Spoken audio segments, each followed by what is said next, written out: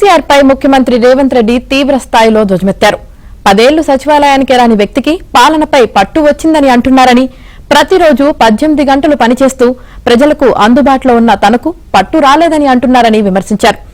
అప్పుడు ఇప్పుడు అధికారులు వాళ్లేనని, వ్యవస్థ కూడా అదేనని, మారింది కేవలం 11 మంది మంత్రులు మాత్రమేనని తెలిపారు.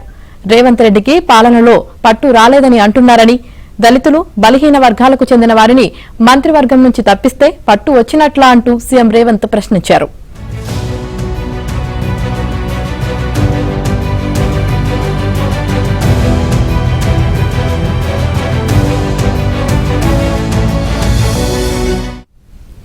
అప్పుడు కేసీఆర్, కేటీఆర్, హరీష్ కేబినెట్ లో ఉంటే ఇప్పుడు రేవంత్, సీతక్క, బట్టి విక్రమార్క, శ్రీధర్ బాబు తదితరులు ఉన్నారని చెప్పారు. మరి మేము ఎక్కడ విఫలమయ్యామని నిలదీశారు. కొలువుల పండుగ పేరిట రవీంద్ర భారతిలో నిన్న ఏర్పాటు చేసిన కార్యక్రమంలో పంచాయతీరాజ్ శాఖలో 588 మందికి కారుణ్య నియామక పత్రాలు అందజేశారు. అదేవిధంగా పురపాలక శాఖ, మిషన్ భగీరథ విభాగాల్లో పలు ఉద్యోగులకు సంబంధించిన నియామక పత్రాలను అందజేశారు. బిల్డ్ నౌ పోర్టల్ను ఆవిష్కరించారు. ఈ సందర్భంగా సీఎం రేవంత్ మాట్లాడారు. తాను రాజకీయాల్లోకి వచ్చి 20 ఏళ్లు దాటిందని, సీఎం అయ్యారు కదా మారాలంటున్నారు, హుందాగా వ్యవహరించాలంటున్నారని చెప్పారు. తాను హుందాగా వ్యవహరిస్తే అర్థం చేసుకునే వాళ్లు ఉండాలి కదా అంటూ రేవంత్ మాట్లాడారు.